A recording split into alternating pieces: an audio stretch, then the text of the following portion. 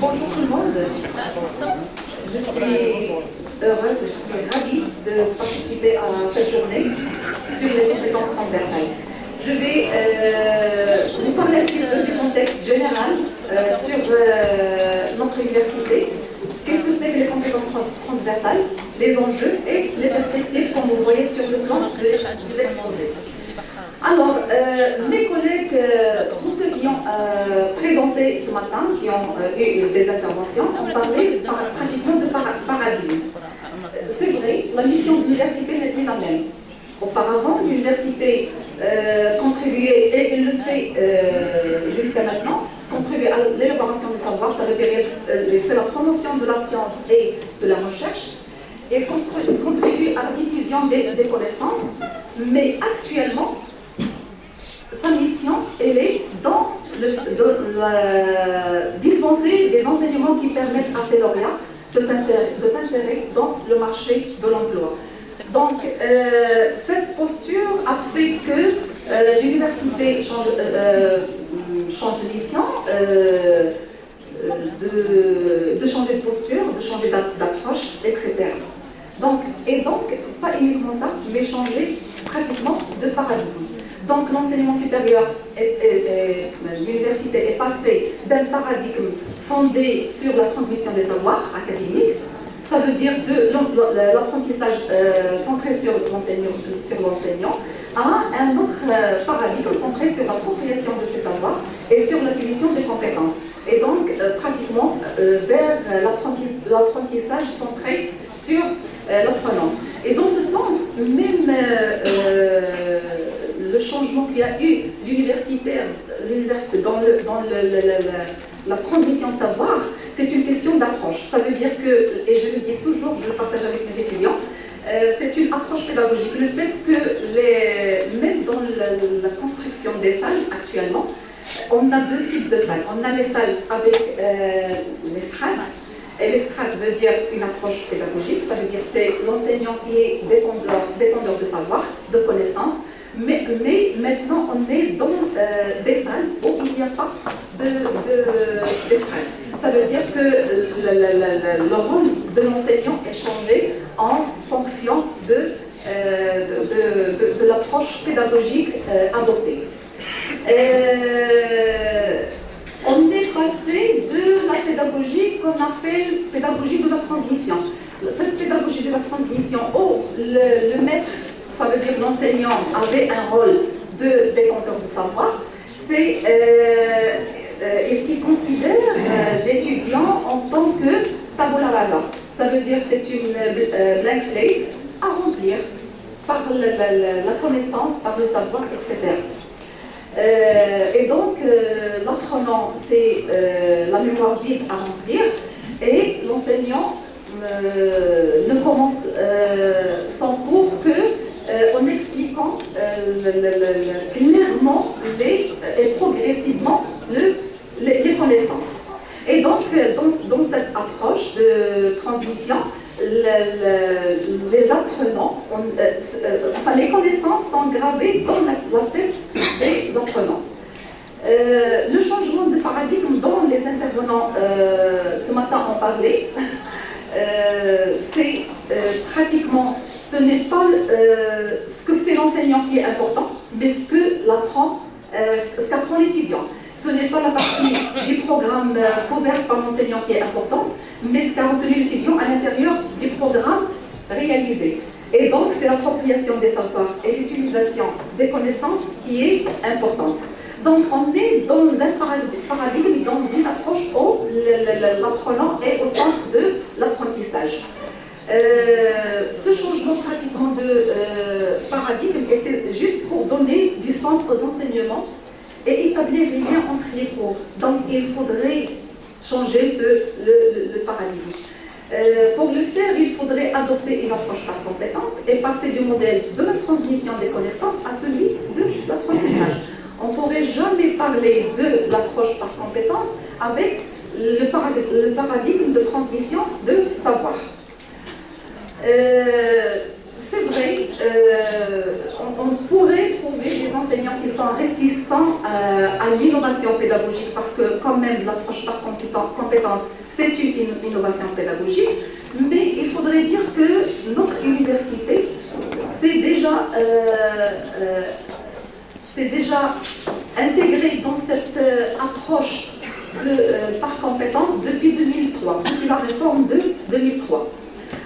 Nos programmes de formation sont définis autour des compétences et les enseignants qui sont ici présents, les collègues, savent très bien que pour demander l'accréditation d'une formation, il faudrait remplir un canevas. Et dans le canevas qu'on remplit tous pour la demande d'accréditation, il y a les objectifs de la formation qui sont déclinés en compétences à acquérir par les apprenants. Donc on est déjà dans le développement des compétences.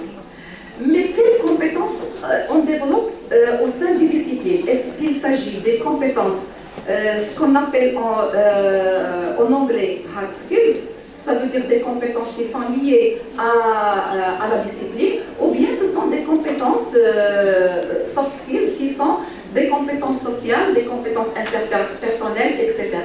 Okay? Donc, depuis la réforme de 2003, on est, je me rappelle, les enseignants ici peuvent le confirmer, il y avait l'intégration de certains modules comme LC, langue et communication, et l'informatique, tout ce qui est informatique. Donc déjà, et puis il y avait, je me rappelle, un module sur la culture entrepreneuriale. Donc 3 modules d'ouverture, mais ils sont vraiment là où on peut développer ces compétences dites compétences transversales ou bien des compétences soft skills. Maintenant, on revient à ces compétences. Notre système d'enseignement supérieur a eu une réforme en 2014. On a dû malheureusement retirer, enlever des programmes, tout ce qui est culture entrepreneuriale, tout ce qui est compétences transversales qui existaient, comme langue et communication. Et on a laissé développer les équipes des filières uniquement les hard skills. Ça veut dire les compétences techniques liées à la discipline. Donc, les compétences peuvent s'acquérir, comme je disais, à travers une discipline, et donc ils sont inhérentes à ces disciplines, et les compétences générales qui ne sont pas spécifiques à la discipline, ce sont des compétences soft. Ces compétences soft, ce sont des compétences qui acquiert l'apprenant et qu'il les approprie. Ça veut dire c'est l'appropriation de ces compétences et elles deviennent des compétences pour la vie.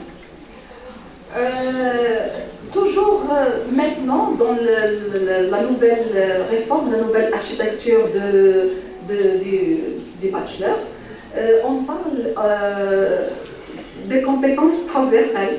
Donc, de quoi parle-t-on exactement? Ce sont des compétences non académiques, qui sont générales, à tous les étudiants de l'université. Ils sont des compétences génériques, ils sont des compétences non techniques, ça veut dire qu'elles ne sont pas liées à une discipline. Ils sont des compétences transférables, ils sont des compétences soft skills. Et vous avez dû remarquer qu'on a beaucoup de nominations pour ces compétences. Donc, jusqu'à maintenant, ces compétences ont été adoptées dans les années 80 et jusqu'à maintenant, on n'a pas réussi encore à définir et se mettre d'accord sur une terminologie au niveau académique. Alors, toutes ces compétences avec ces différentes nominations, elles sont considérées comme les compétences les plus critiques sur le marché mondial du travail actuel. Et je vous donne un exemple. Au niveau de recrutement des nouveaux enseignants, même à l'université, ou bien des nouveaux, à l'école doctorale, ou bien des masters, là où il y a un concours. Parfois, on trouve des apprenants, des étudiants qui sont ex aequo en matière de notes et en matière même de notation. Mais ce qui fait la différence entre ces étudiants qui sont ex aequo, ce sont ces compétences transversales. Et c'est pour ça qu'on dit que je préfère cet étudiant parce qu'il a le sens de la prise de l'initiative, peut-être il est autonome, il maîtrise l'outil informatique, etc., etc. Donc ce sont des compétences qui sont très demandées au marché du travail. Ce sont des compétences qui n'appartiennent pas à un domaine du savoir spécifique ou bien à une filière universitaire, parce qu'ils sont vraiment transversales. Il existe en général dans tout programme d'études et peuvent être transférés d'un contexte à un autre et d'un domaine à un autre. Je vous donne un autre exemple. Par exemple, la maîtrise de l'outil informatique applicable à d'autres domaines, c'est une compétence transversale. Donc, je l'utilise où je veux, je peux l'utiliser dans l'enseignement des langues, dans l'enseignement des maths, etc. et dans d'autres domaines. Donc, c'est une compétence transversale. Ils ont le vent en poupe maintenant comme complément indispensable à tout type de filière académique, de formation académique. C'est vrai, elles sont génériques, car elles se déploient à travers les divers domaines d'apprentissage. Elles correspondent à des savoirs agir fondés sur la mobilisation. Ça veut dire que je peux les transférer d'un domaine à l'autre. Elles dépassent les frontières des savoirs disciplinaires tout en accentuant leur consolidation et leur réinvestissement dans les situations concrètes de la vie. Donc, il n'y a pas de compétences sans mise en situation. Ok, je ne peux pas dire que je maîtrise l'outil informatique sans d'avoir la capacité de l'appliquer dans des différents domaines.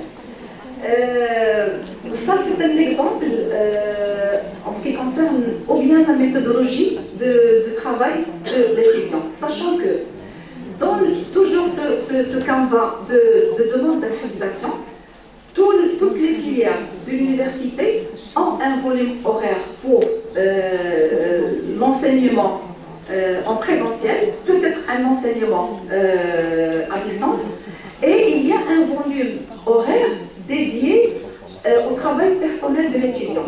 Comment on peut, est-ce que les enseignants présents ici, est-ce qu'on a la possibilité d'évaluer ce travail de l'étudiant dans la sortie de mais jamais, on l'oublie presque. Et donc, l'exemple, c'est par exemple, on a tous l'habitude de donner à l'étudiant de lire un chapitre dans une discipline déterminée, l'analyser, le synthétiser sous forme de fiche pour faire une présentation même en classe. Ce sont des compétences. Chaque tâche ici est une compétence. Le fait de lire est une compétence, la lecture, le fait d'analyser avec un regard critique, etc., c'est une compétence. La synthèse, c'est une compétence. Cette capacité de synthétiser, c'est pas donné à tout le monde, mais on l'enseigne, on l'apprend avec l'apprentissage, etc. Donc, c'est la multiplication de tâches comme celle-ci qui permet à l'étudiant d'acquérir une expertise, par exemple, dans le domaine de l'analyse et de la synthèse. Ok? Donc, plus les tâches et situations sont variées, plus la compétence devient transversale. Et ça, c'est la caractéristique de la compétence transversale. Et en général, peut-être qu'on va se demander comment on pourrait développer ces compétences. Il faudrait juste préciser une chose. Les compétences transversales se développent dans des situations et dans des cours et pas uniquement isolées. On ne peut pas les isoler sous forme de modules. Elles sont transversales. Elles doivent être en filigrane dans toute l'offre de formation. Dans un programme, dans une filière d'enseignement et de formation, on doit avoir les compétences en filigrane. Ça veut dire toute la filière devrait identifier et définir les compétences à développer et tout le monde doit faire la même chose dans sa discipline. C'est ça comment on pourrait les développer. Et ça nous oblige bien sûr à harmoniser les principes de processus d'enseignement au lieu d'unifier les pratiques. Ça, c'est très important. Donc, on doit unifier les conceptions programme, de l'organisation des enseignements, des stages, etc. Ça veut dire chacun, dans son module, devrait prévoir une activité pratique. Ça veut dire 15 jours et semaines de stage, parce que l'activité pratique elle est différente des TP, des travaux pratiques, parce que il est quantifiable en nombre de jours et pas en nombre d'heures effectuées par l'étudiant. Donc ce sont des compétences qu'on peut développer dans des stages. Tous les enseignants ont l'habitude par exemple, demander à une équipe d'étudiants dans leur classe de faire une présentation, par exemple. Non, d'accord. De faire une présentation. Le fait de laisser le choix aux étudiants de choisir le sujet d'abord, sur lequel ils vont travailler, choisir les étudiants, constituer l'équipe, ça c'est une compétence. C'est la compétence de la prise d'initiative, la compétence de choisir celui qui va la présenter, etc., etc. Ce sont des choses qu'on a l'habitude de faire, seulement que maintenant, on va les appeler par leur nom. Donc, on est dedans l'approche par compétence. Ce n'est pas quelque chose de nouveau. Alors, maintenant, pourquoi le nouveau bachelor, dans sa nouvelle architecture, pourquoi il prévoit ces modules transversaux de compétences de soft skills? C'est pour accompagner la nouvelle réforme d'abord, pour faire en sorte que les connaissances acquises par l'étudiant lui servent à comprendre le monde dans lequel il évolue. J'ai entendu parler un collègue ou une collègue ce matin, je suis désolée, je ne me rappelle pas, mais quelqu'un qui a dit que ce sont des compétences qui servent pour la vie. On n'est plus dissocié de la société, on doit bâtir les murs et l'université doit être vraiment ouverte à son environnement. Donc, ce que ça prend à l'université doit trouver sa place au marché de l'emploi, dans la société en général. Les compétences transversales à l'université pour garantir la qualité de notre enseignement et proposer une formation en adéquation avec les attentes des acteurs socio-économiques. Pour optimiser les conditions de réussite des étudiants quant à leur intégration professionnelle dans le domaine académique ou non académique. Et je souligne ça, et elle n'est pas soulignée, parce qu'il y a une réticence très marquée de certains collègues sur les compétences et le fait de préparer les étudiants au marché de l'emploi. Le marché de l'emploi et l'activité professionnelle, il n'est pas toujours au privé, secteur privé, des entreprises, etc., mais c'est la vie. Et encore plus, c'est peut-être les activités académiques. Malheureusement, maintenant, on ne peut pas prendre tous nos doctorants pour enseigner à l'université, par exemple. On ne peut pas le faire, mais ils peuvent trouver des autres secteurs pour l'employabilité, justement. Donc, les compétences transversales pour préparer les étudiants à la vie active et citoyenne. Maintenant, c'est quoi l'enjeu? L'enjeu, c'est que les équipes pédagogiques classiques, on se formait en fonction de chacun avec sa propre discipline, sa propre spécialité peut-être, mais maintenant il faudrait se réunir autour d'un projet. Le projet ici, c'est un projet de formation, c'est un projet de filière qui est au service de l'étudiant et pour le développement des compétences transversales. Comme perspective, je voudrais juste souligner que les compétences transversales à l'université visent la mise en œuvre des orientations stratégiques nationales actuelles pour faciliter bien sûr l'employabilité des jeunes. Il suffit de lire le dernier rapport du Conseil de l'enseignement supérieur de juin 2019. Offrir des formations académiques adéquates avec des besoins de l'environnement socio-économique, lutter contre le décrochage. Je sais qu'au niveau de notre université, on a un pourcentage, je ne dirais pas très élevé, mais consistant de décrochage des étudiants, avec des lacunes parfois, uniquement des lacunes en langue. Des étudiants qui ont des lacunes en langue, ils abandonnent l'université parce qu'ils n'ont pas des compétences linguistiques pour suivre la formation en français. Favoriser la mobilité des étudiants. Maintenant, on est dans la mobilité, il y a beaucoup de programmes Erasmus et autres pour l'échange des étudiants. Donc, nos étudiants ne sont plus visibles au niveau international parce que notre système universitaire de notation, c'est en fonction des notes et c'est pas en fonction de crédit. Donc, ce sont des compétences. Il faudrait délivrer un supplément de diplôme pour les étudiants pour qu'ils soient. D'accord. Je vais finir. Alors, je vais finir la conclusion. Donc, former des personnes responsables et épanouies et former un capital humain. Et je vous remercie pour votre attention. Merci beaucoup, Samira, pour ton intervention. Je rappelle, en fait, c'est vrai que ce sont des sujets très, très intéressants et très importants, surtout pour la génération future. Mais on peut considérer déjà que cette rencontre d'aujourd'hui est un point de départ vers un chantier, un grand chantier où nous devons être tous responsables et se sentir responsables et porter cette responsabilité, si ce n'est pas pour nous-mêmes, c'est pour nos enfants, c'est pour la génération future.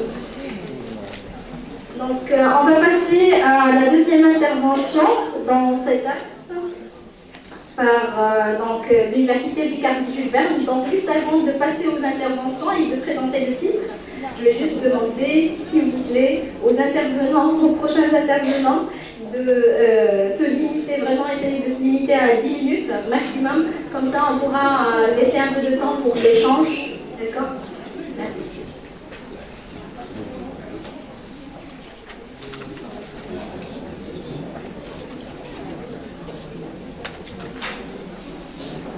Alors maintenant, on va passer directement à la présentation de Sabine Erard et Lévin Hermès sur les compétences et soft skills, écueils, risques, résistance et dispositifs de remédiation.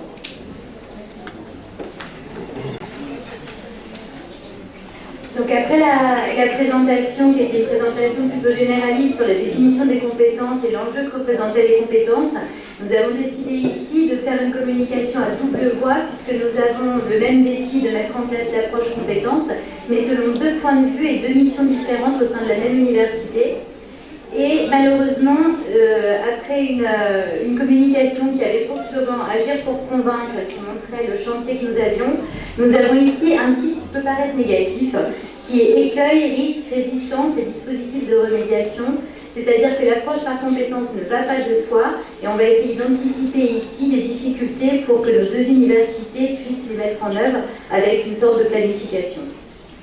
Donc, au niveau des interventions, je vais intervenir pour ma part ici en tant que directrice de la Maison des Langues, c'est-à-dire que je suis chargée de la politique linguistique de l'Université Picardie-Jules Verne et j'ai pour mission que les étudiants réussissent en langue et d'intégrer l'anglais dans toutes les maquettes de façon uniforme et toutes les autres langues les plus usuelles selon des référentiels et selon l'approche compétence, donc c'est une vision pour la licence généraliste et transversale. Et je laisse la parole à mes collègues, Sabine Erard. Moi, j'interviendrai dans le cadre de la formation des enseignants, puisque j'ai à mettre en place à l'Université de Picardie-Jules Verne la réforme de l'enseignement, de la formation des futurs enseignants, et dans lequel on doit mettre en place, évidemment, une approche par compétences et le développement des soft skills. Voilà. Donc on va travailler de façon généraliste par rapport à l'approche compétences, que ce soit des compétences disciplinaires, généralistes, transversales ou pré-professionnelles pour la formation enseignante. L'axe qui a été retenu en accord avec l'équipe et puis Khalid comme co-porteur était que l'axe 1 traitait des concepts et d'état des lieux. L'axe 3 va pour sa part traiter au niveau des communications, l'axe 3 va traiter d'application et l'axe 2 était plutôt de poser une sorte de méthodologie sur l'approche compétences. Donc pour y répondre, on a phasé de façon chronologique, bien évidemment qui n'est pas exhaustive, les grandes phases auxquelles nous sommes confrontés. La phase 1, et c'est celle qui va nous réunir notamment cet après-midi avec les ateliers pratiques, est celle de se mettre d'accord sur les concepts, la terminologie, et de construire des référentiels qui nous serviront pour construire les parcours de formation. La phase 2, lorsqu'on met en œuvre l'approche par compétences, c'est l'application sur le terrain, faire travailler les équipes ensemble, définir véritablement les contenus de façon fine, selon une granulométrie assez fine, et mettre en œuvre dans la classe l'enseignant par rapport à son étudiant. On est sur une double démarche dans la phase 2, à la fois collective pour les équipes, et également individuelle pour l'enseignant. Et la phase 3, c'est encore un double dispositif, puisqu'à l'intérieur, l'enseignant devra réussir à évaluer l'étudiant par compétence, ce qui est véritablement difficile, et également proposer des remédiations pour améliorer son évaluation et l'approche compétence. Et dans le même temps, les équipes de direction et la gouvernance devront proposer des dispositifs de remédiation pour améliorer cette généralisation des pratiques pédagogiques. Et notre communication se situe donc à la croisée de cette phase 1 et cette phase 2. On essaye d'anticiper les difficultés auxquelles nous sommes confrontés ou selon les retours des autres universités partenaires. Donc, comme on a pu le voir dans les interventions précédentes, l'idée de l'approche par compétences concerne la transformation de la pratique enseignante. De manière très réductrice et par rapport à ce qu'on a pu voir dans les précédentes interventions de Zinab Alaoui ou bien de Samira Dumi juste avant, eh bien, on voit qu'on doit passer d'un ancien paradigme où la formation était centrée sur l'enseignement de contenus disciplinaires, à un nouveau paradigme dans lequel on va mettre en place à la fois des contenus disciplinaires et le développement des compétences. Donc on ne va pas revoir ce qu'on a vu dans les interventions précédentes, mais quand même, on voulait aussi mettre l'accent sur le fait que dans l'ancien paradigme, on était centré plutôt sur la formation initiale, tandis que là, on veut bien vraiment mettre en place le fait qu'on est en train de former l'étudiant sur une formation tout au long de la vie. Donc on passe de la logique d'une transmission des connaissances à une logique de développement de compétences. Alors tout ça, ça vient du tableau de Patricia Arnoux, de la DGCIP, qui vous avait présenté ça. Au niveau du plan retenu, le plan retenu pour une visée très pragmatique est véritablement simple. On va réfléchir sur qui va devenir acteur et responsable de l'approche compétence. Le contexte, pourquoi avons-nous parlé de freins, de difficultés, c'est lié évidemment à un contexte. Et ensuite, nous allons lister et trouver des solutions. Les points 3 et 4 seront concomitants. Quelles difficultés vont apparaître quand on met en place l'approche compétence et comment y remédier? On donne ici des pistes qui évidemment vont être déployées et améliorées avec les échanges de cet après-midi. Alors, pour l'identification des facteurs et donc le qui, on a identifié 3 niveaux de réflexion. Au niveau de l'établissement ou du site institutionnel, ce qu'on va appeler dans la suite la gouvernance. On identifie aussi les équipes de pilotage qui sont en responsabilité de ce changement. Donc par exemple au sein d'un champ de formation, au sein d'un conseil de perfectionnement, au sein de la mise en œuvre d'un diplôme. Et puis évidemment, le troisième champ concerne les acteurs de terrain, donc les enseignants, enseignants-chercheurs, le personnel d'appui qui vont avoir à mettre en œuvre cette approche par compétence. Donc on n'a pas cité l'étudiant, puisque l'étudiant, lui, va être acteur des apprentissages, mais n'est pas concerné ici. On travaille vraiment sur la mettre en place au niveau des établissements et des institutions. Au niveau du pourquoi, le contexte, si on regarde d'un point de vue historique, il y a eu finalement deux processus qui ont été concomitants. Le processus qui est le processus de Bologne en 98 et qui touchait, ce mélange à parler, qui touchait le champ universitaire. C'était réformer la posture enseignante, harmoniser l'ensemble des universités au niveau européen et ensuite au niveau international, en renouvelant les diplômes, les ECTS, en harmonisant les pratiques universitaires. Et dans le même temps, il y a eu la stratégie de Lisbonne en 2000, les deux sont effectivement liés, qui était davantage une visée politique et économique. Il s'agissait de développer ce qu'ils ont appelé une économie des compétences compétitive au niveau de l'Europe. Ce qui d'emblée, d'après le contexte, puisque toute situation d'éducation et d'enseignement est liée à un contexte politique, ce qui d'emblée a provoqué des critiques et des amalgames, ce qui est totalement entendable, puisqu'on a eu une vision utilitaire de l'université. Sur les modèles universitaires, si je simplifie, on va passer à 2 au lieu de 3, mais il y a l'université de service et l'université scientifique qui est libre, véritablement un lieu de savoir universel qui ne dépend d'aucune contingence. Et c'est ce que Derrida appelle, lui, l'université sans condition. Donc les enseignants d'emblée ont vu la réforme, et cette réforme qui était l'approche par compétence, comme quelque chose imposé par des technocrates qui ne sont pas sur le terrain, comme une standardisation, on va tous faire la même chose avec des ECTS, des référentiels, on n'est plus dans les savoirs, et dans le même temps, la compétence devenait ici saisie selon une approche behavioriste, où c'était toute une série de mécanismes élémentaires, de comportements à disséquer, on tend vers un but pour l'employabilité seulement. Donc cette économie de la connaissance, qui visait à renouveler des pratiques, a été vue comme une visée économique et utilitariste, ce qui fait que le contexte explique aussi pourquoi l'approche compétence n'a pas remporté beaucoup d'engouement.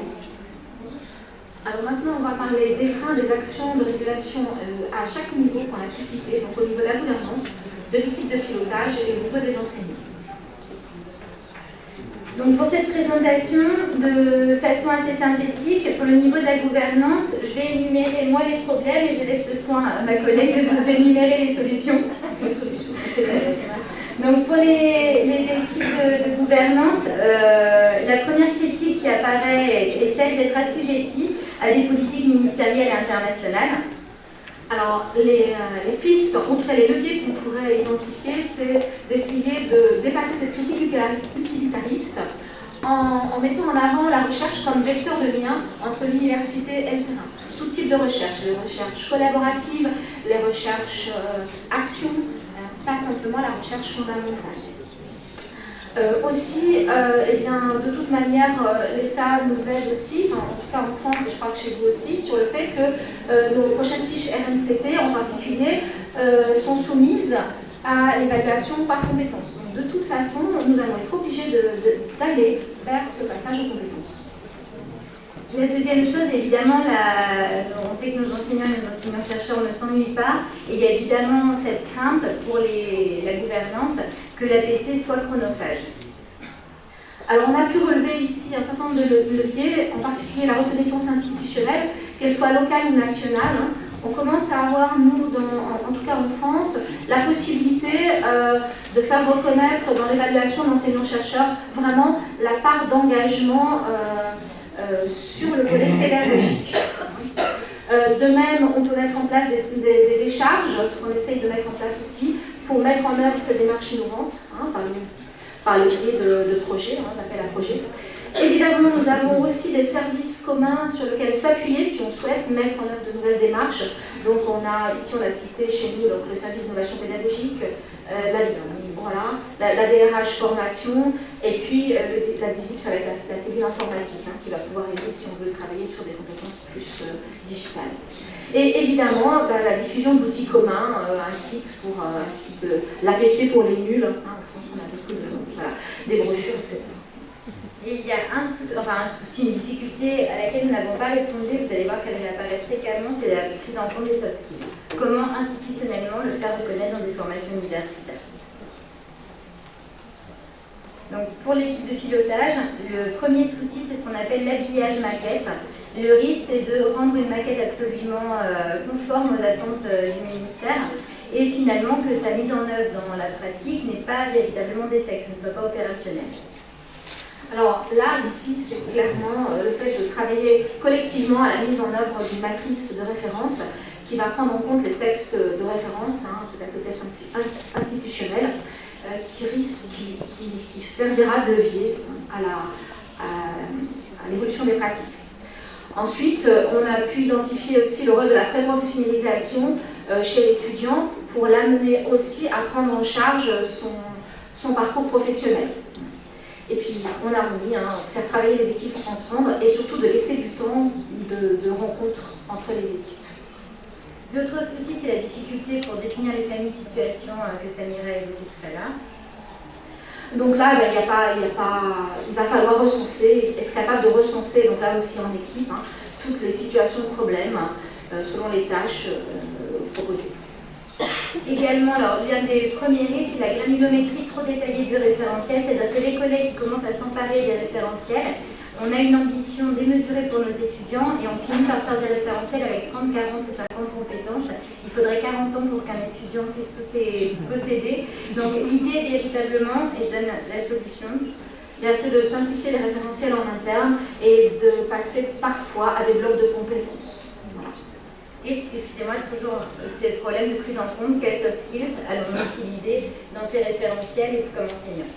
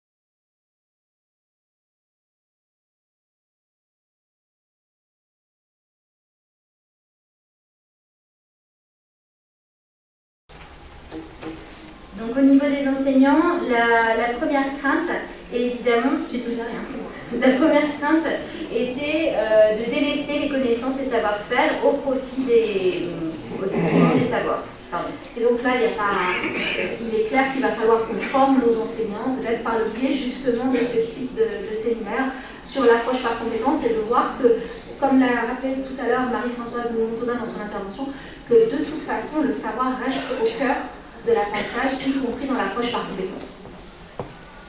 Deuxième difficulté, ce serait une réticence au changement par rapport à quand on demande à un enseignant de modifier ses pratiques et ses méthodes pédagogiques, ses réflexions métapédagogiques. Alors là, eh bien, on peut prendre en charge ici plusieurs leviers dont on a entendu parler tout à l'heure, c'est-à-dire les résultats d'apprentissage qui sont convaincants chez les étudiants. Les étudiants sont vraiment preneurs de ce type de pratique. Je crois qu'on n'a pas mis ici, mais on a aussi mettre en œuvre un certain nombre de nouvelles pratiques pédagogiques qu'on va appeler innovantes, qui sont peut-être un peu moins maintenant, mais tout ce qui va être en charge avec le numérique. Et donc de ne pas forcément vouloir tout faire dans la classe, mais être aussi capable d'aller voir ce qui se passe hors la classe. Les enseignants également vont craindre une augmentation de charge de travail quand il faut travailler sur l'approche compétences. Alors bien là, c'est clair que la plupart des champs de compétences et les constructions de situations de référence doivent être travaillées en équipe. On ne doit pas être seul à mettre en place cette réforme, parce que là, effectivement, sinon c'est très compliqué. Le problème de l'évaluation des compétences. Alors là, il va falloir construire ensemble des grilles d'évaluation comprenant les niveaux de maîtrise communs. Et encore une fois, on le voit, ces fameux soft skills qui réapparaissent comme problématiques pour les définir, les évaluer, les prendre dans les apprentissages et enseignements. Alors, tout à l'heure, on parlait du niveau de compétences, et on a dit aussi que la formation ne s'arrêtait pas à la sortie de l'université. Donc, la plupart des référentiels, maintenant, prennent en compte le fait qu'on va devoir évaluer une compétence, non pas juste à la sortie du master, mais proposer une évaluation et proposer une compétence avec des pistes de progression, non pas sur le palier formation initiale, comme on a dit ici en vert, sur 3 niveaux de compétences, un niveau novice, intermédiaire et compétent, mais de mettre en œuvre sur 5 niveaux et de prendre en compte la formation continue dans le développement de ces compétences. Et ici, donc, pour les soft skills, les grandes difficultés qui vont apparaître, ce qu'on a vu, ça concernait les 3 acteurs. Comment les identifier, comment les lister, comment les évaluer, les attester, et ces grandes questions de comment les valoriser. On voit aujourd'hui, et depuis cette approche compétence, qu'il y a véritablement une réorganisation des curricula, et l'université a une reconnaissance institutionnelle pour pouvoir promouvoir les CV, l'employabilité des étudiants. Et on voit se développer aussi bien les badges numériques, les VAE, les validations d'apprentissage, également des UE qui permettent de valider des crédits en plus, Europass, des ECTS, vos CV qui doivent être faits par bloc de compétences. Et donc on voit aujourd'hui que les soft skills sont véritablement fondamentaux. Preuve en est, une semaine après le dépôt de notre projet avec l'équipe de l'UM5, dans l'AEF, qui est une dépêche de l'enseignement supérieur, la semaine suivante apparaissait cet article avec cette phrase « Les soft skills sont les compétences les plus recherchées sur le marché de l'emploi d'aujourd'hui », comme l'a rappelé tout à l'heure Samira. Et donc, ce qu'on va pouvoir dire ici, c'est que c'est vraiment notre chantier pour vous et pour nous également enseignants pour renouveler nos pratiques. Et donc, pour conclure de façon humoristique, si on reprend la fameuse citation d'Einstein, qui était, je la retrouve, toute personne est un, je paraphrase, je ne l'ai plus en tête mot à mot, mais merci, président, vous pouvez mettre le micro et me la donner. Coopération, je travaille la coopération. Toute personne est un génie. Et si on évalue un poisson sur sa capacité de grimper à main, il passera sa vie à être poisson raté. On va trouver une solution. Et voilà la solution pour demain. Voilà. Donc l'idée véritablement de pouvoir développer les capacités, ça fait également référence à l'étudiant qui avait eu 0, qui avait trouvé une solution plus ingénieuse encore. Donc il faut qu'on les prenne en compte pour aussi que nos étudiants soient prêts sur le terrain. Merci.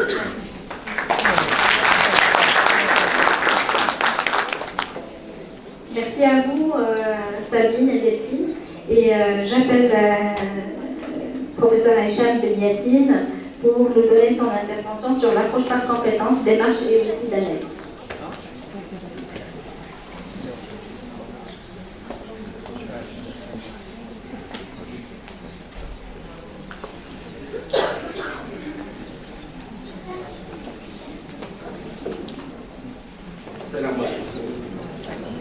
bonjour à tous. Vous nous avez laissé rien à dire, parce que vous avez abordé tous les aspects de l'approche par compétences.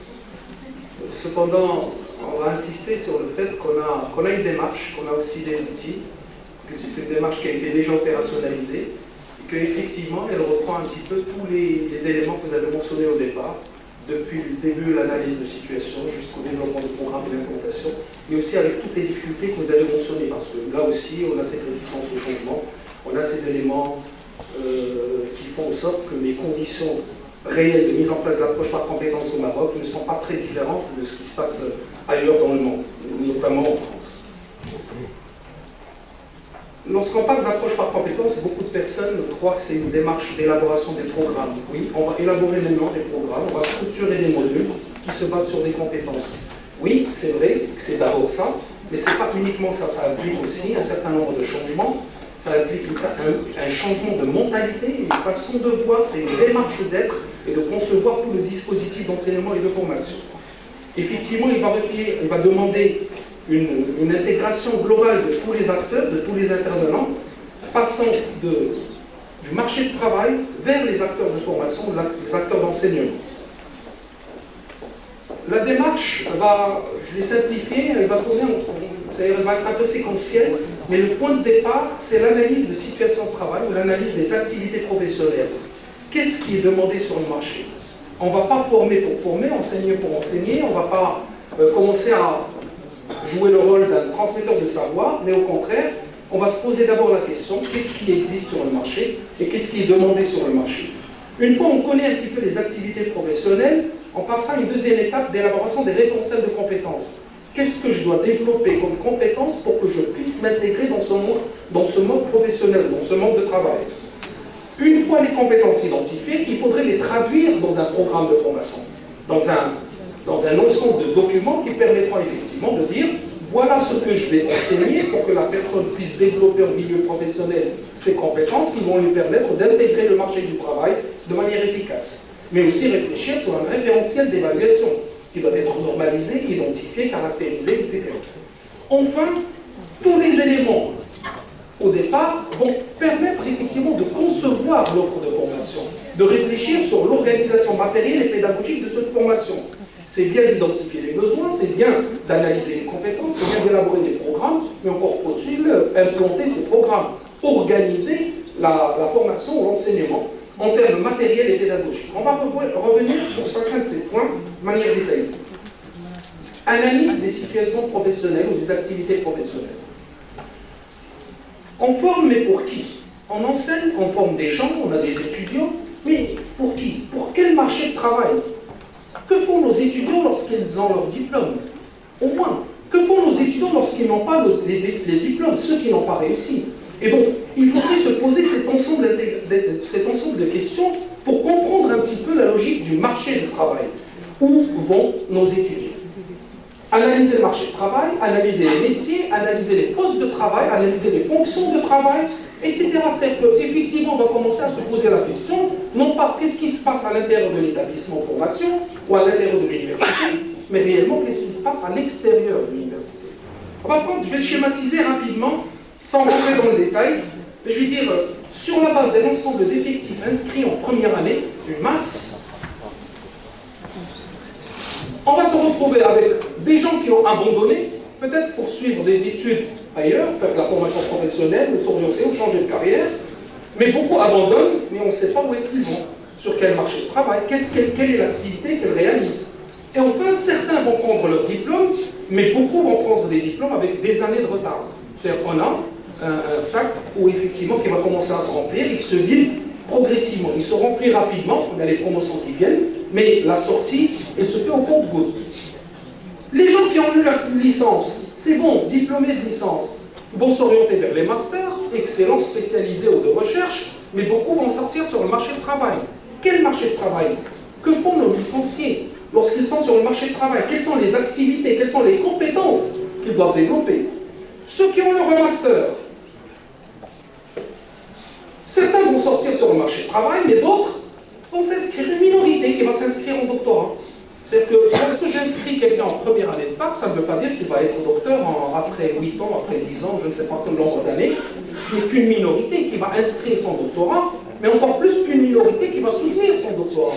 Et là, on se retrouve avec un certain nombre de questions, c'est que 90% de nos inscrits en première année disparaissent en cours de chemin. Où est-ce qu'ils vont? Qu'est-ce qu'on leur demande de faire? Qu'est-ce qu'ils sont capables de faire? Et c'est ce type de questions qui va être intéressant et qui va nous permettre de dire on va avoir différents niveaux de sortie, différents niveaux de diplomation, ce qui implique différentes activités professionnelles. C'est-à-dire que la faculté, lorsqu'on va intégrer des compétences, lorsqu'on parle des soft skills, est-ce que c'est les mêmes soft skills qui vont être adressés à tout le monde? Ou bien, est-ce qu'il faudrait commencer à les adapter d'une année à l'autre par rapport au niveau, par rapport au diplôme, par rapport aux besoins du marché, et ainsi de suite. Donc, analyse des activités professionnelles, on va le faire, il se fait normalement à travers trois axes principaux. Qu'est-ce que la personne va faire, la nature de l'activité, quelles sont les tâches, les opérations qu'elle va réaliser à longueur de journée, dans quelles conditions elle va les réaliser, horaire de travail, les outils de travail, quel matériel, quel logiciel, quel équipement elle va utiliser. Et enfin, un élément qui est très important, c'est les critères de performance. À quel moment on va dire que telle personne a réalisé de manière efficace la tâche qu'on lui a confiée avec les outils qui ont été mis à sa disposition, on va dire que ce travail a été bien fait. Et donc ces critères de performance, ils sont importants parce qu'ils vont nous permettre effectivement à la fin de dire identifiant les tâches, les opérations, les missions, les processus de travail, l'organisation du travail dans laquelle il va être émergé ce lauréat, dans quelles conditions il va travailler, le lieu d'exercice, le matériel à utiliser, les horaires de travail, les outils, est-ce qu'il va travailler de manière individuelle ou en équipe, est-ce qu'il va être responsable, autonome, etc. Et enfin, on va se dire, qu'est-ce qu'on va lui demander comme efficacité et quels sont les critères qu'on devrait mettre en place. Efficacité, qualité, quantité, rapidité, économie, délai, exactitude, clarté.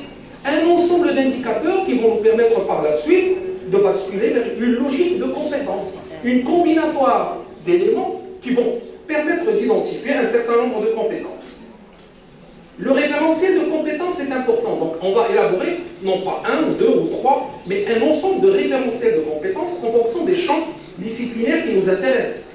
Mais lorsqu'on élabore des compétences, la combinatoire des compétences devrait viser plusieurs objectifs. On va dépasser le stade que la personne qui va être formée sera efficace uniquement dans l'exercice de son métier. Oui, je forme un comptable, c'est un bon comptable, mais il déclare toujours en retard. Il commet toujours des erreurs d'écriture, de calcul, etc. Mais il y a un problème, c'est qu'il faudrait qu'il l'exerce de manière efficace, mais aussi qu'il s'intègre dans la vie professionnelle, qu'il soit sociable et efficace pour qu'il puisse évoluer dans l'exercice de son métier. L'évolution et l'approfondissement des savoirs. Quand on forme quelqu'un, il ne faut pas le former pour qu'il se perfectionne, qu'il revienne à l'école ou qu'il revienne à l'établissement. Il faut le doter des outils lui permettant d'évoluer effectivement au niveau de sa carrière. Et enfin, de développer cette mobilité professionnelle, cette polyvalence, mobilité professionnelle. Et lorsqu'on parle de compétences, là on revient à l'analyse, une fois les activités décortiquées, on va revenir un petit peu vers des analyses, une analyse binaire. D'un côté, les activités ou les compétences spécifiques qui vont être directement liées aux activités qu'on va lui confier, mais un certain nombre de compétences transversales qui vont lui permettre de se développer, d'améliorer son activité, d'améliorer sa productivité, d'améliorer son intégration et d'améliorer sa situation économique, financière, sociale, etc. Ce qu'on appelle les compétences transversales, qui ne vont pas être que des soft skills, mais ça peut être aussi des compétences, entre guillemets, assez techniques, assez simples. Lorsque je dis outils informatiques, c'est assez technique, mais qui peuvent être considérés comme des soft skills qui vont permettre effectivement son utilisation dans l'ensemble des domaines d'activité économique. Une fois on a les référentiels de compétences, les compétences se traduiront en module de formation. Et là, on peut basculer vers le programme de formation. Le programme qui va effectivement traduire ces compétences en objectifs pédagogiques, qui va structurer ces éléments de compétences pour pouvoir les traduire en contenu de formation et qui vont avoir un caractère normatif. Une fois un programme élaboré, une fois un programme établi pour une filière donnée, pour un domaine disciplinaire donné, il faudrait qu'on ait le même programme partout. On ne va pas changer les modules en fonction des appellations, des filières de formation et qui changent d'un établissement, malheureusement, à l'heure actuelle, qui changent d'un établissement à l'autre. on se retrouve avec des masters en finance ou des masters en gestion, en finance, comptabilité, des dizaines de masters, mais les contenus sont exactement les mêmes. Et donc, une fois un référentiel élaboré, un référentiel de compétences élaboré, on devrait avoir un référentiel de formation qui devrait être standardisé, normalisé au niveau de l'ensemble du territoire. D'un autre côté, une fois ces éléments, ces objectifs réalisés, il faudrait vérifier est-ce qu'ils sont atteints ou pas. Et donc, automatiquement, il faudrait mettre en place aussi un référentiel d'évaluation qui permettra effectivement la vérification de ces éléments. Le programme, tel qu'il va être structuré, reprendra un petit peu la logique même des métiers. Nature d'activité, conditions de réalisation et critères de performance. En disant qu'effectivement, la nature d'activité conditionnera les apprentissages et les contenus. Je vais apprendre à mes étudiants ce qu'ils seront appelés à faire demain dans l'entreprise ou dans l'administration. Les conditions de réalisation vont conditionner les conditions d'apprentissage. Ça n'a aucun sens qu'une fois dans l'entreprise, j'utilise l'outil informatique et durant tout mon cursus de formation, je n'ai jamais utilisé l'outil informatique.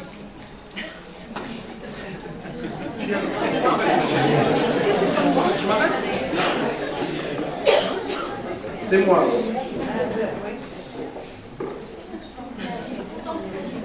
Voilà, il est automatique. À 10 minutes, il s'arrête automatiquement. D'accord. Et donc on a dit que les conditions ou la nature de l'activité conditionnent effectivement la nature de l'apprentissage, puisqu'on reprendra les mêmes éléments. Enfin, et ce qui est le plus important, ce n'est pas uniquement d'élaborer un programme, mais de réussir son implantation en termes de mode d'organisation, en termes de ressources matérielles, en termes d'aménagement des locaux et surtout en termes de ressources humaines. Je rejoins un petit peu tout ce que nos amis ont dit tout à l'heure sur la complexité d'imposer ce changement au niveau des comportements des enseignants, au niveau effectivement de l'approche par compétences. Donc si on reprend un petit peu, pour synthétiser en 2 mots, pour pouvoir opérationnaliser un programme, il nous faut effectivement un programme qui reflète la réalité du terrain. Plus on s'éloigne du terrain, plus le programme n'a aucun sens. Et je vous remercie.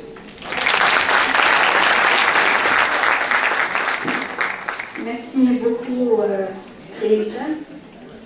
Si je te demande de limiter en temps, c'est surtout pour toi. Tu dois partir à l'aéroport tout de suite, je te rappelle. Donc, je suis vraiment désolée. Question d'organisation, on est limité par le temps. Et j'ai du mal, surtout pour le 3e axe, de demander aux intervenants et précisément, et spécialement M. Delphine que j'adore, écouter. Et donc,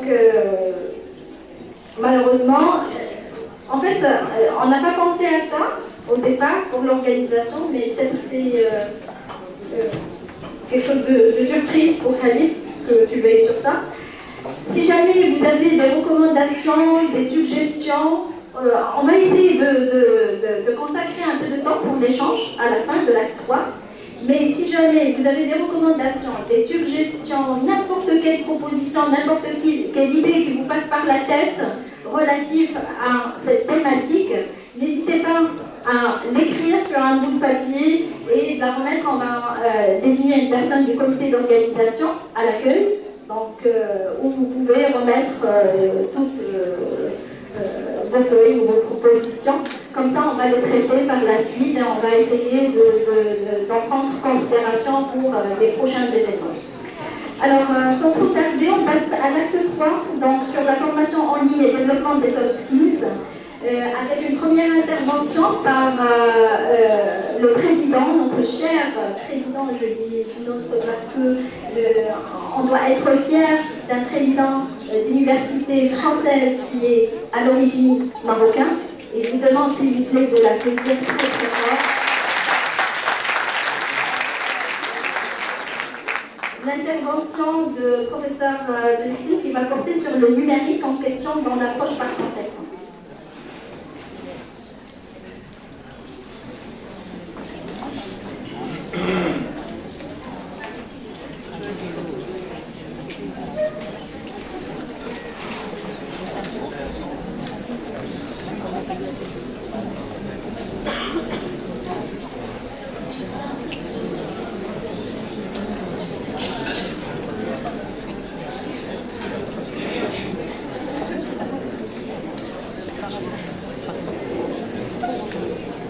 Bien. Vous savez qu'à une certaine époque, communiste en Russie, les historiens disaient la chose suivante: je ne sais pas de quoi mon passé sera fait. Moi, c'est à peu près ça quand il s'agit de mes interventions, parce qu'il y a beaucoup de choses qui ont été dites. Et du coup, je vais en profiter pour aussi répondre à certaines interrogations qui ont été posées. La première des choses, quand on parle des enjeux du numérique, il y a un contexte très important qu'il faut absolument poser pour savoir de quoi on parle. Le premier contexte, bien entendu, il est sur une action, quelle qu'elle soit, doit être d'abord pensée, mise en place, accompagnée et surtout évaluée. Ça, c'est très important. La deuxième chose qui est importante, quand on parle toujours de ce type de problématique, c'est de prendre conscience de la complexité. Tout à l'heure, ça a été évoqué par le professeur Khalid sur la complexité. Il n'a pas de chance, j'ai travaillé sur la complexité en physique. Donc je crois que tu ne vas pas échapper, parce que je vais un petit peu aller plus loin de ce qui a été dit. La première des choses, c'est que lorsqu'on dit enchevêtré, on complique encore la chose, et c'est vraiment dans l'esprit d'Édouard Morin, parce que la complexité chez Édouard Morin n'exclut pas le lien. Donc il y a un lien complexe, mais un lien. C'est pour ça qu'on dit modèle plutôt enchevêtré.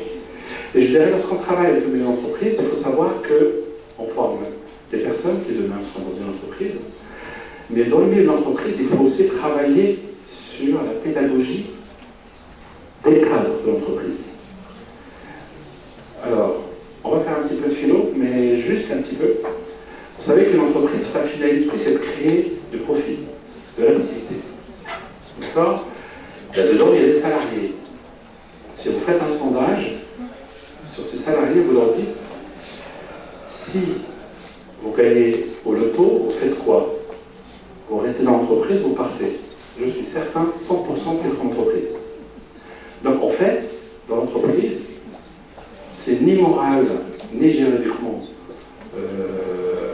inexact. Les salariés ne sont pas du tout là pour faire du profit, ils sont là pour gagner leur vie.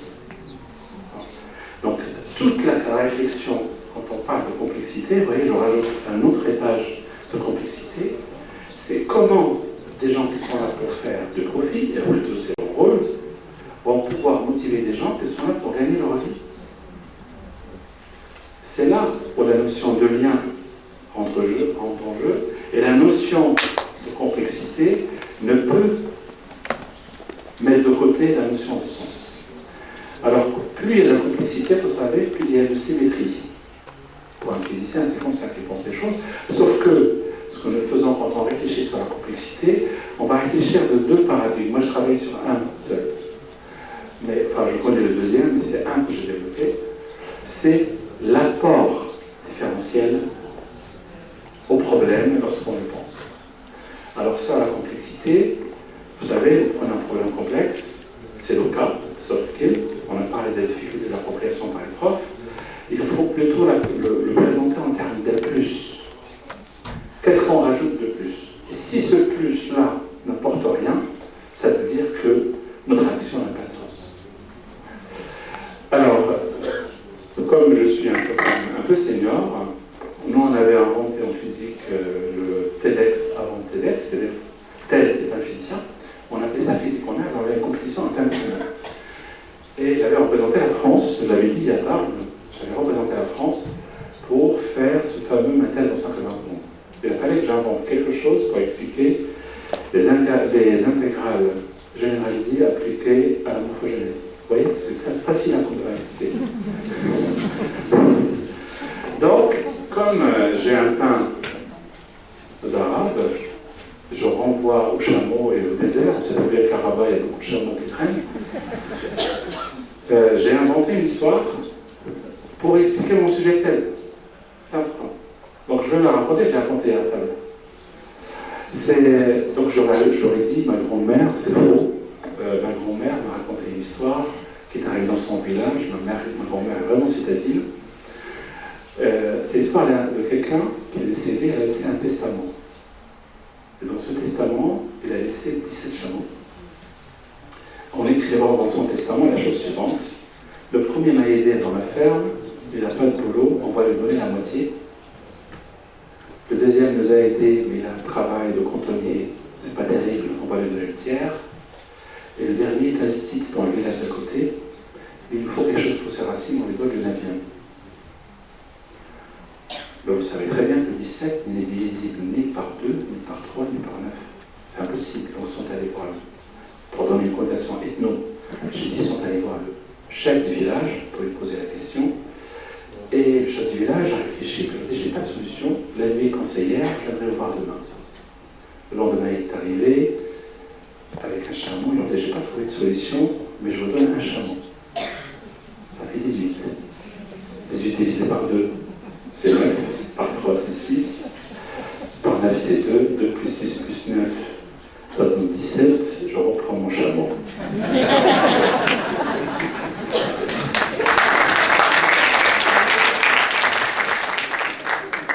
Donc c'est important de vous dire que les soft skills, parce qu'il y a un contexte, bien sûr qu'il y a le contexte futur. Nous savons très bien que 47% des salaires des emplois vont être modifiés. On va les perdre. Et nous savons aussi que la notion de compétence, parce qu'on va la décliner sur le plan disciplinaire, n'est que agilité, adaptabilité, polyvalence.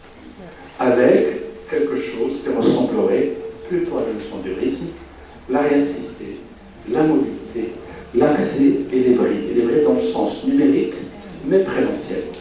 Voilà, ça c'est important.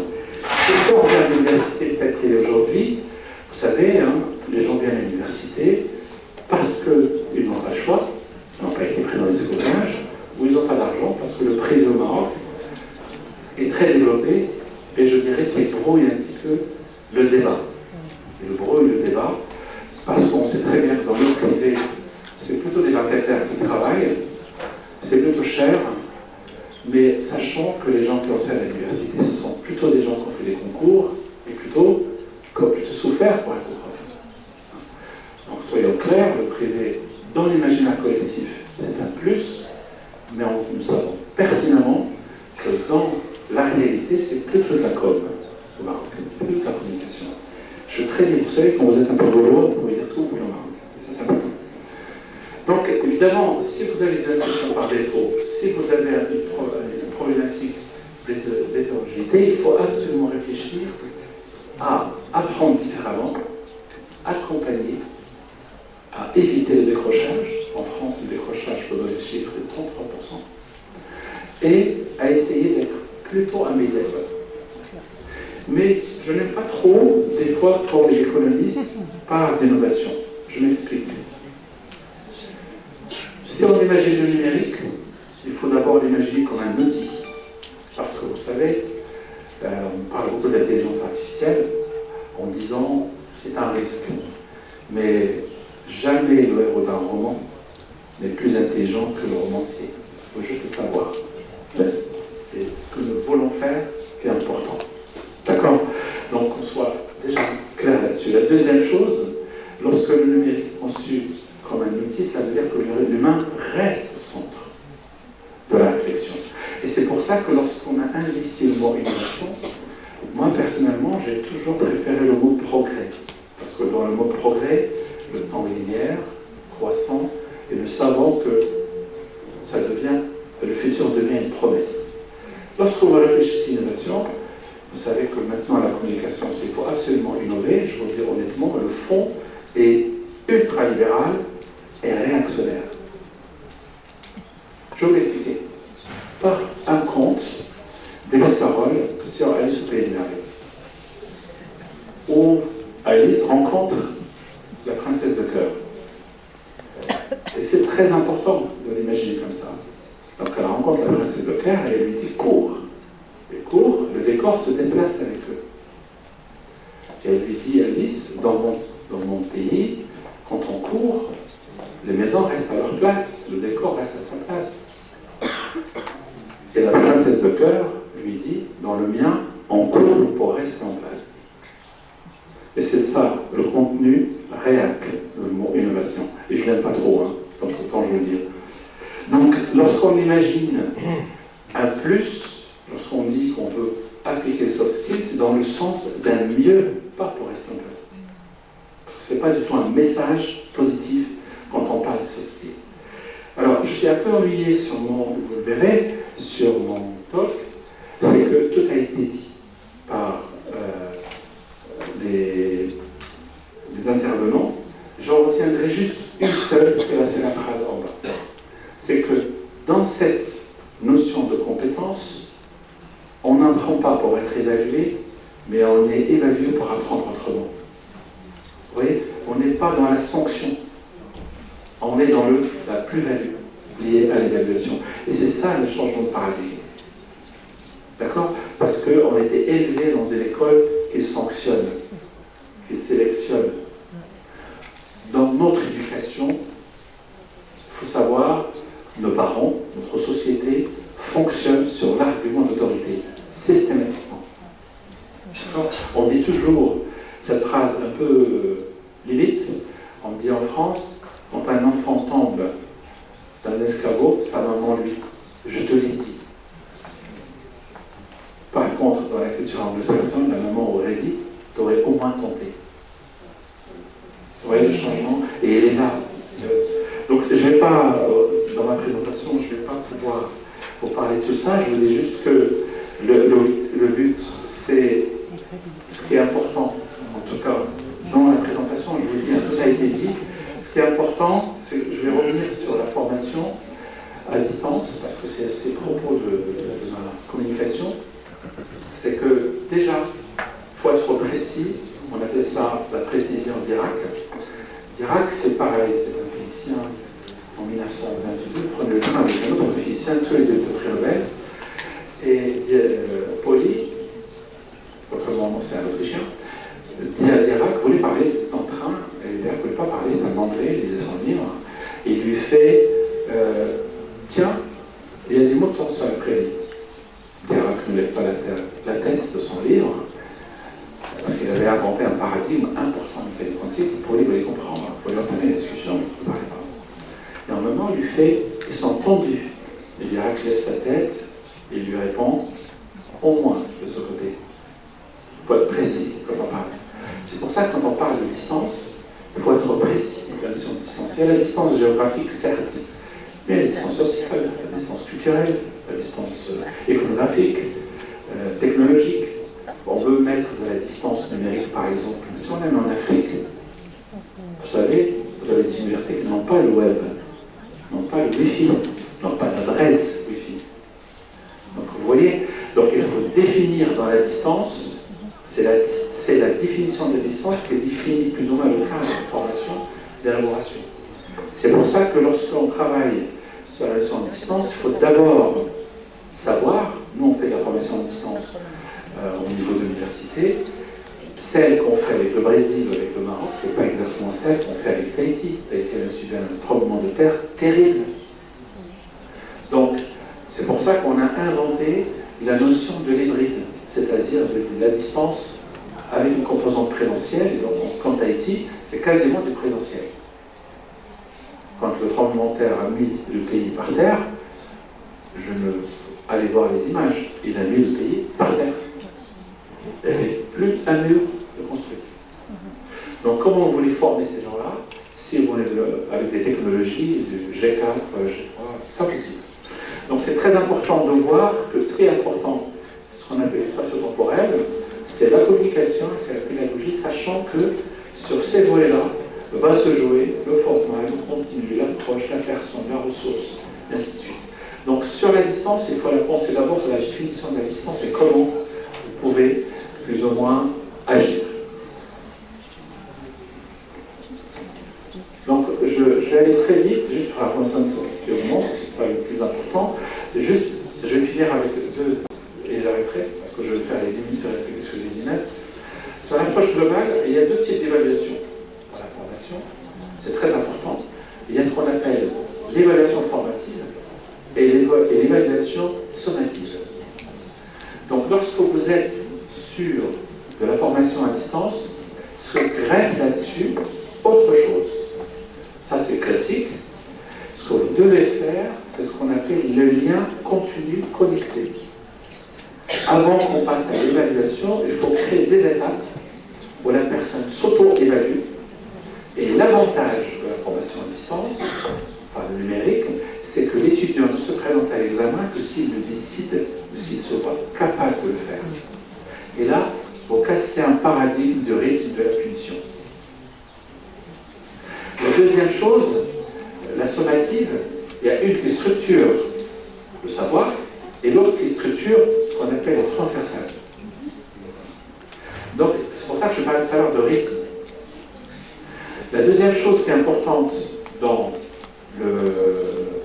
la formation à distance, c'est pas forcément de mettre son poli et dire voilà, j'ai fait mon cours, c'est pas ça du tout. C'est la scénarisation. Une séquence est scénarisée, une séquence est évaluée, et une séquence, on a toujours ce qu'on appelle le second hand use, la possibilité de refaire sans qu'elle soit une sanction. Par exemple, vous le faites, on l'a fait, tout le monde le fait, on réagit par semestre, et pour redoubler, bon, on attend le deuxième semestre. Le numérique permet AG continue d'assurer la réussite.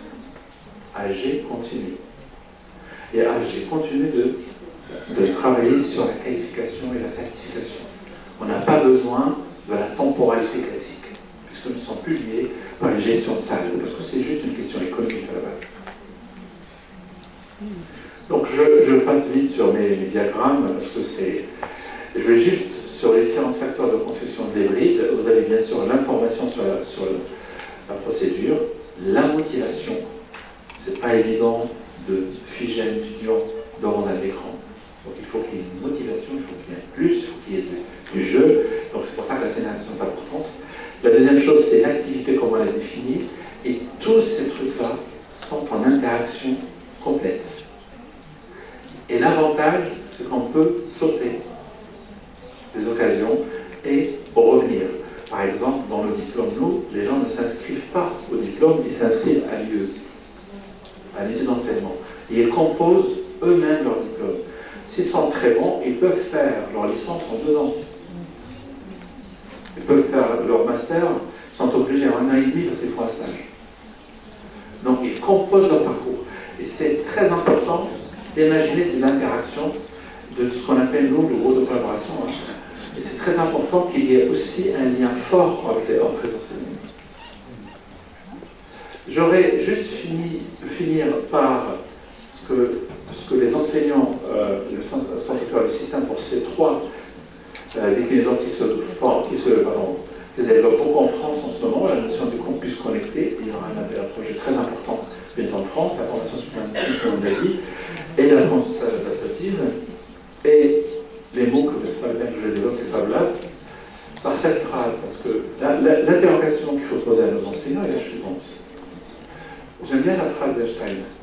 On ne peut pas refaire la même chose tout le temps, pensant qu'un jour on aura raison. Et à un moment, il faut se poser la question. Tout à l'heure, quand j'ai parlé du contexte des chameaux, ce que je voulais dire, qui est sous-jacent, c'est la trace. C'est-à-dire que ce qui importe, c'est pas tellement la complexité, c'est pas tellement l'adhésion ou la non-adhésion des collègues. Ce qui importe, c'est comment, sur un instant donné, l'empreinte qu'on va trouver, on essaie de comprendre le pourquoi les gens n'adhèrent pas et le pourquoi les gens se figent. Je sais, je suis physicien, quand on fait la réforme, mes collègues en physique voudront mettre le maximum de cours de physique. Moi, je vous dis, dans la maille, moi, ce que je ressens, ma perception, c'est que de plus en plus, me faisant, c'est démagogique ce que je vais dire, parce que j'attends que les étudiants m'applaudissent. On ne fait plus confiance à nos étudiants. Et je pense que ce paternalisme-là va tuer nos disciplines. C'est pas normal que dans les formations, on charge les étudiants de cette manière-là, sachant que la partie travail individuel diminue de plus en plus chez les étudiants. Voilà.